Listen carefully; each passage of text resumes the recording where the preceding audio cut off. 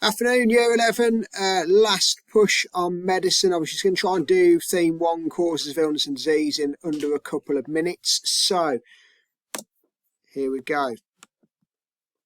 Right, the main things to know about, just need to move my face off there. Main things to know about the medieval periods. Okay, so non-negotiable is, first and foremost, the Black Death killed most people. That was the main cause of illness and disease in the medieval period, 1347 to 51. Killed a third of the population in the UK, probably spread by trade from China down the Silk Route.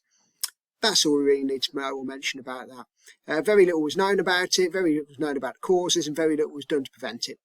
Other major causes of illness and disease, warfare, famine, are major ones. They're a regular one throughout the medieval and the early modern period. Also poor sanitation, particularly in towns, and lack of understanding, lack of knowledge, superstition, belief in the four humours. So as much as there are actual causes, you could also say part of the reason why illness and disease spread so quickly is people didn't understand the causes either. Okay, if we move on to the early modern. So early modern periods, again, what we see there, a little bit of continuity. So we've got the Great Plague again.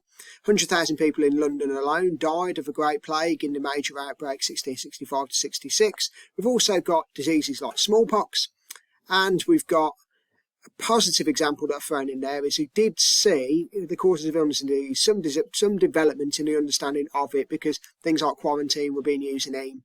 Quarantine was being used in London in a different way. They were putting crosses on the doors so people could stay in their houses, and then removing bodies in the dark so as not to risk contact with other bodies and the spread of the plague that way. And obviously in AIM they were burying bodies immediately wherever they were, because obviously the village got a bit more room, you can do that. Also open air church services, that sort of thing. So you generally use AIM as a positive of early modern understanding of cause of illness and disease. Loads of other stuff you could throw in there. You can talk about, again, we've got poor sanitation. Again, you've still got limited understanding. You've still got ideas that are linked to the four humours, but generally those are our main causes. Right, move through to the modern. We split obviously modern and industrial, it's the same sort of period, so going from 1750 right the way through to the present day. Now, initially, you've got to talk about the cholera, typhus and typhoid epidemics of the 1850s, 60s, 40s probably as well. Every time one of those hit one of the major big cities, there would be 40 to 50,000 deaths as standard. Spread through dirty water, which is caused by overcrowding, poor sanitation and difficult living conditions due to the population going from around 2 million at the start of the early modern to 40 million at the start of the industrial period, well, half of the industrial period. So those are the main ones. And obviously our understanding of those got better with the likes of John Snow, who discovered that cholera was spread by dirty water, so you could mention that as well.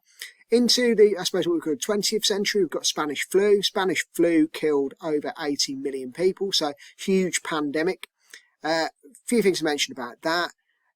As much as we understood it possibly a little bit better, we've still got inaccurate ideas, like the idea that it came from Spain and we pinned it on the Spanish as a bit of propaganda.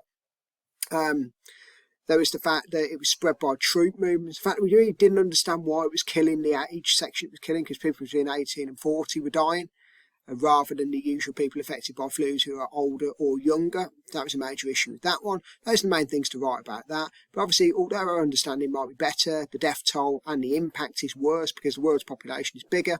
And at the end of World War I, unprecedented movement of troops and people of that age section around the planet.